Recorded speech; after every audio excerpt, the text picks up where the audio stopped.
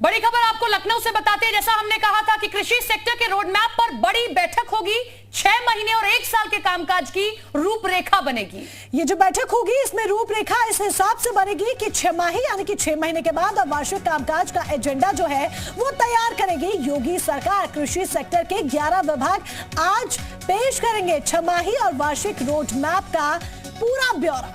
कृषि सेक्टर के 11 विभाग आज छमाही और वार्षिक रोड मैप जो है पेश करने वाले हैं और बैठक में सीएम योगी समेत कई मंत्री शामिल होंगे। डिप्टी सीएम भी दोनों इसमें शामिल होने वाले हैं। शाम 5 बजे एनएक्सी के मंत्री परिषद कक्ष में प्रेजेंटेशन देंगे। तो बड़ी खबर आपको बता रहे हैं, मुख्यमंत्री योगी आदित्यनाथ विकास की राह में किसी भी प्रकार का कोई रोड़ा ना आए, इसको लेकर बेहद सख्त है और ऐसे में पूरा रोड मैप आज पेश करना होगा।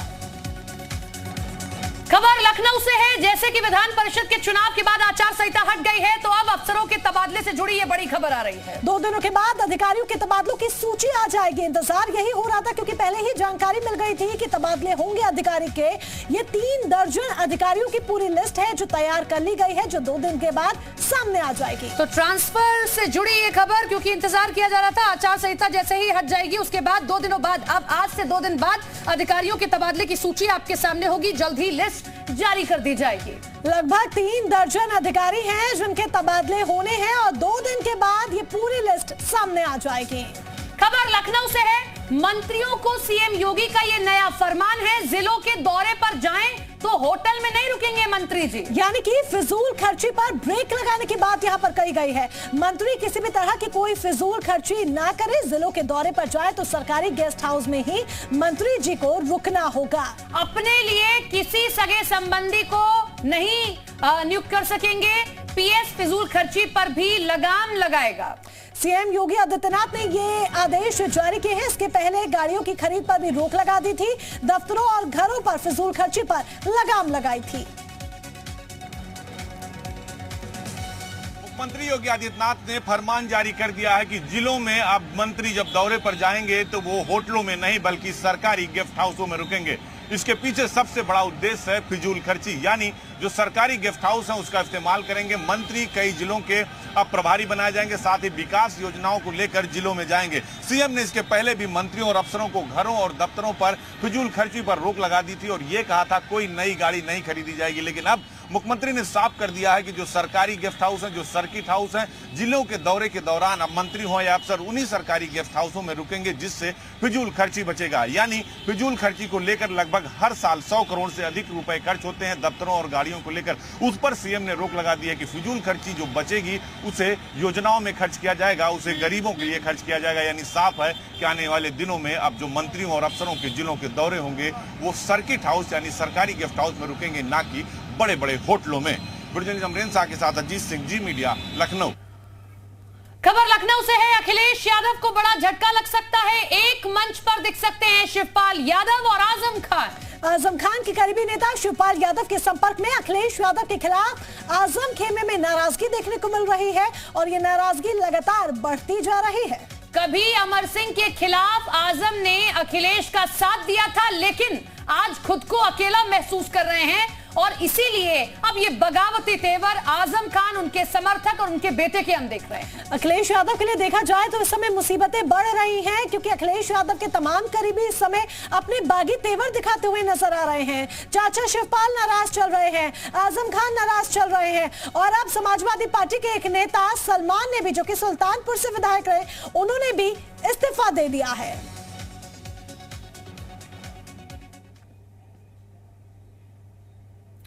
बात मुर्तजा की करेंगे। मुर्तजा केस में एटीएस को बड़ी सफलता हाथ लगी है। मुर्तजा इंटरनेट के जरिए विदेश में बैठे अपने आकाओं के संपर्क में था। ये रिपोर्ट आप देखिए।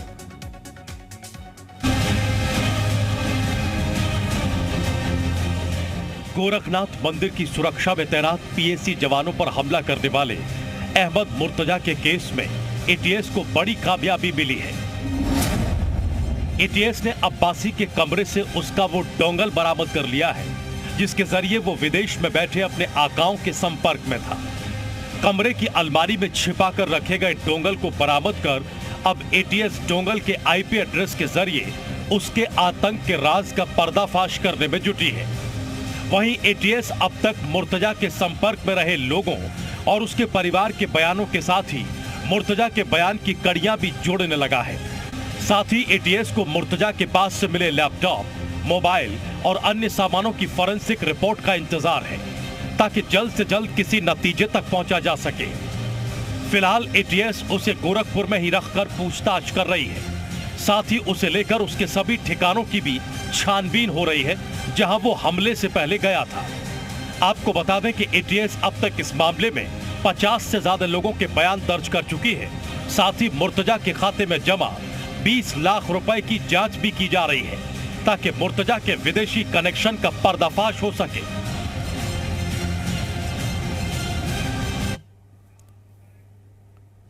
और अब बड़ी खबर आगरा से आ रही है। ताजनगरी आगरा से इस वक्त की बड़ी खबर आपको बता दें, जहां पर अपहरण की वारदात सामने आई है। आगरा में 11वीं की छात्रा को बदमाश उठाकर ले गए हैं।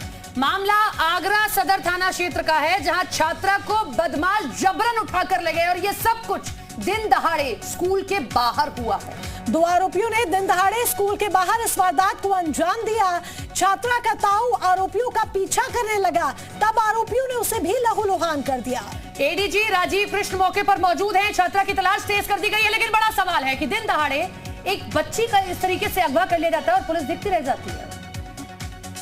युवक आगे बैठे हुए तो वो सबसे पीछे मोटरसाइकिल बैठी हुई थी और वो जा रही थी। इन्होंने उसका पीछा किया और मोटरसाइकिल को पीछे से पकड़ने का जो उसका कैरियर है उसे पकड़ने का प्रयास किया। उस प्रयास में मोटरसाइकिल तो निकल गई, लेकिन ये नीचे गिर गए जिससे इनकी चोट आई है। मोबाइल फोन में जो कॉलिंग है उसमें काफ़ी कुछ हमें क्लूज मिले हैं। बहुत जल्दी ये लड़की को बरामद करेंगे और अभियुक्त को गिरफ्तार करेंगे।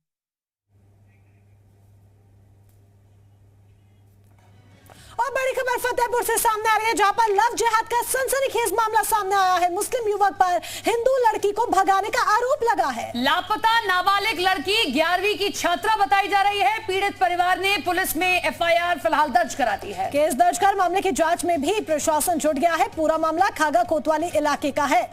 ये बड़ी खबर फतेहपुर से आप देख रहे हैं। लव जिहाद का सनसनीखेज मामला ये सामने है, जिसमें मुस्लिम युवक पर हिंदू लड़की को भगाने का आरोप लगा है। प्रशासन इस पूरे मामले की जांच पड़ताल कर रहा है। क्या ये लड़की पहले से लड़के को जानती थी, क्या पूरा मसला था, इसकी जांच पड़ताल की जा रही है। थाना खागापुर ग्राम बहलूरपुर एरिया निवासी रामाश्रय मौर्य द्वारा उनकी लड़की को बहला फुसलाकर भगा ले जाने के संबंध में प्रार्थना पत्र दिया गया, जिस पर थाना खागापुर अभियोग प्रस्तुत किया गया है।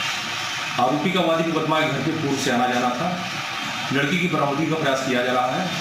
संदिग्धों को हिरासत में लेकर पूछताछ की जा रही है। लड़की को शीघ्र ही बरामद कर लिया जाएगा। खबर मुरादाबाद से है। हॉरर किलिंग की घटना से हड़कंप मचा है। पिता पुत्र ने युवती की प्रेमी के घर में घुसकर हत्या की है। चाकू और कुल्हाड़ी से युवती की हत्या को अंजाम दिया गया। पुलिस ने 2 लोगों को इस पूरे मामले में गिरफ्तार भी कर लिया है। प्रेम प्रसंग के चलते युवती की हत्या का आरोप लगा है। मुरादाबाद से ये हॉरर किलिंग की घटना सामने आई है।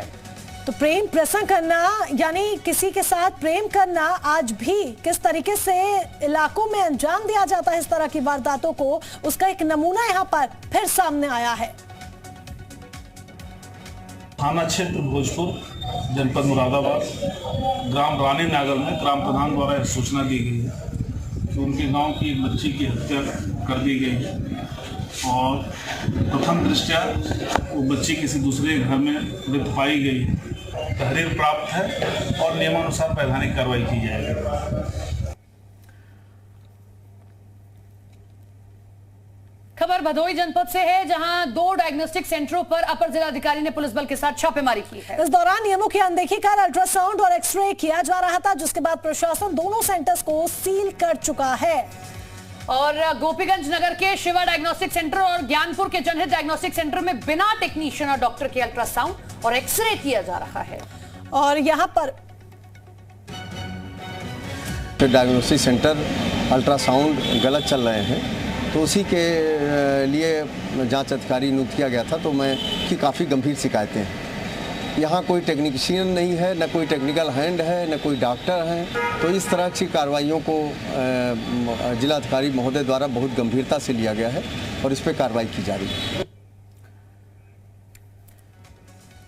नोएडा अथॉरिटी ने लोगों को पार्किंग से निजात दिलाने के लिए बड़ी राहत दे दी है।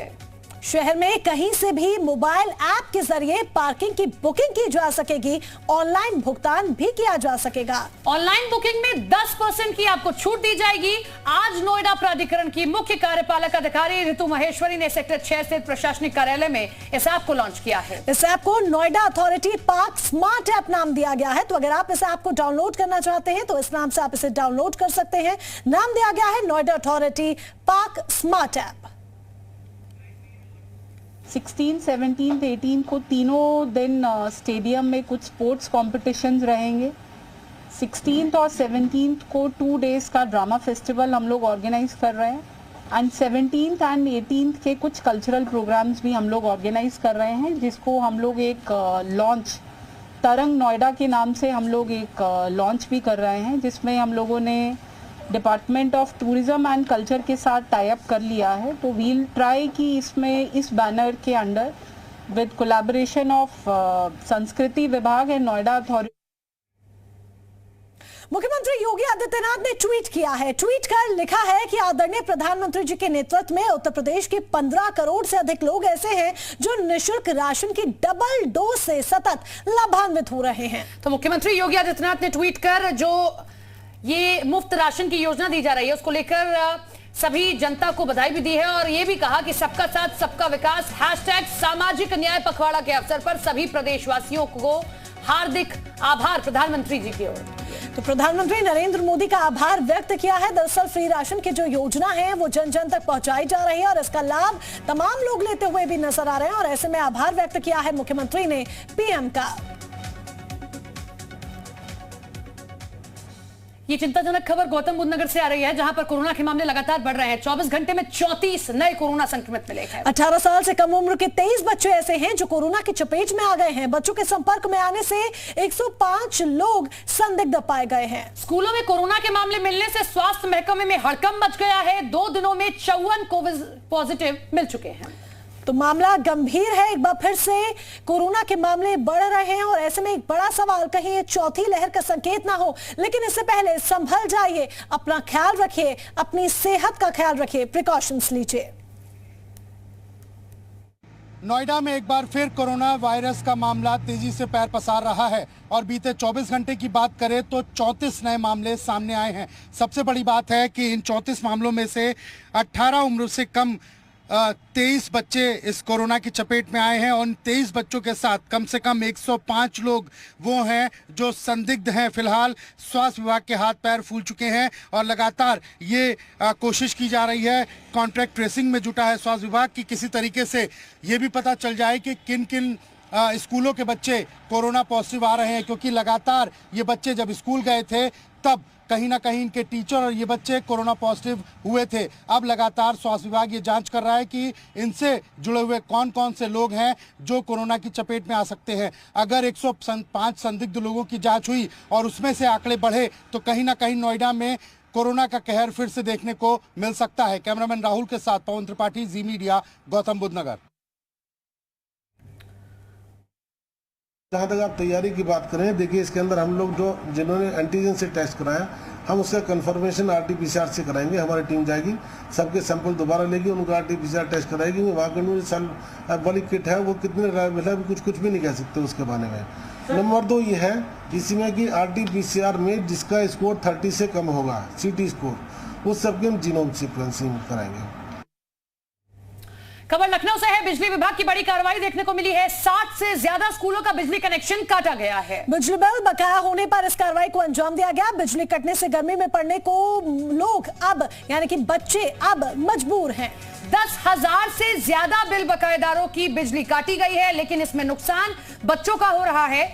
ऐसे कई स्कूल हैं जिनकी बिजली काट दी गई है, लिहाजा बच्चों को गर्मी में रहकर पढ़ाई करनी पड़ रही है।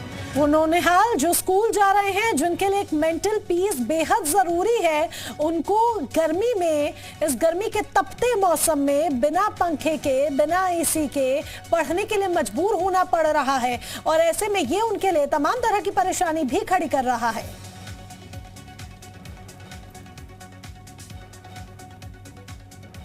तो 60 से ज्यादा स्कूल हैं जिनकी बिजली काट दी गई है। अब इसको लेकर बेसिक शिक्षा मंत्री ने मामले में संज्ञान लिया है। जी उत्तर प्रदेश उत्तराखंड से संदीप सिंह ने खास बातचीत की। क्या कुछ कहा, सुनिए आप। उत्तर प्रदेश की सरकार के मंत्रियों ने अपना कार्यभार संभाल लिया है, जिसके बाद आज बेसिक शिक्षा विद्यालयों में लखनऊ में कई जगहों पर बिजली कटौती की समस्या सामने आई। इस पर हमारे साथ बातचीत करने के लिए बेसिक शिक्षा मंत्री संदीप सिंह जी हैं। संदीप सिंह जी, एक मामला सामने आया है, क्या स्थिति है अभी और कैसे क्या चीज़ें हो रही है? देखिए, हमारे परिषदीय विद्यालय हैं लखनऊ में, एक प्रकरण सामने आया है कि लगभग 60 से अधिक कुछ विद्यालय हैं जहाँ पे बिजली कटौती की समस्या सामने आई है। मैंने इसको चेक करवा लिया है। पावर कॉर्पोरेशन का जितना भी भुगतान था वो डिपार्टमेंट के द्वारा समय से पूरा दिया जा चुका है, लेकिन फिर भी कहीं इंटर डिपार्टमेंट कम्युनिकेशन की मेरे ख्याल से कोई दिक्कत हुई है इसमें, और मैंने सभी अधिकारियों से बात करके निर्देशित कर दिया है कि बच्चों को इस तरह की समस्या का सामना ना करना पड़े, आगे से इस तरह की कोई चीज़ें हमारे सामने ना आए, और शाम तक निर्देशित कर दिया गया है कि वापस से जो बिजली का कनेक्शन है उसको सुचारू रूप से चालू कर दिया जाए। शाम तक मतलब इन जगहों पर जहां पे भी इस तरह की शिकायतें हैं दूर हो जाएंगी? जी, क्योंकि मैंने इसको विभाग से चेक कराया, पावर कॉर्पोरेशन का कोई भी बिल अभी भुगतान के लिए हमारे पास बचा हुआ नहीं है, सारा बिल पे कर दिया गया है। कोई कंफ्यूजन हुआ है आपस में, कोई डिपार्टमेंट्स में कि कम्युनिकेट नहीं हो पाया है, इसके रिगार्डिंग इस तरह का इशू बना है, तो इसको शाम तक रिजॉल्व कर दिया जाएगा। कितने बजे तक आपको इसकी जानकारी लगभग मिल गई थी? मुझे आज ही सुबह इसके बारे में जानकारी हुई, तो मैंने सभी अधिकारियों को निर्देश कर दिया तुरंत बाद ही। हाँ, उसके बाद तुरंत इसको निर्देशित कर दिया गया कि सभी जगहों पे बिजली को चालू कर दिया जाए। और भी कहीं प्रदेश में इस तरह की समस्या सुनने में? अभी ऐसे इस तरह की कोई समस्या नहीं है, अगर आएगी तो वहां पर भी एक्शन लेकर के, क्योंकि किसी भी तरह का कोई बिल का भुगतान बचा हुआ नहीं है पावर कॉर्पोरेशन को, तो सभी जगहों पर मेरे ख्याल से सुचारू रूप से बिजली की सेवा चालू रहनी चाहिए। बहुत बहुत शुक्रिया। तो ये थे हमारे साथ बेसिक शिक्षा मंत्री संदीप सिंह जी, जिन्होंने साफ तौर पर कहा कि इस तरह की समस्या कहीं पर भी ना आए और इस तरह ही त्वरित कार्रवाई करते हुए समय पर बिजली विद्यालयों में पहुंचे, इसको लेकर के प्रयासरत है। कैमरामैन विशाल के साथ शुभम पांडे, जी मीडिया, लखनऊ।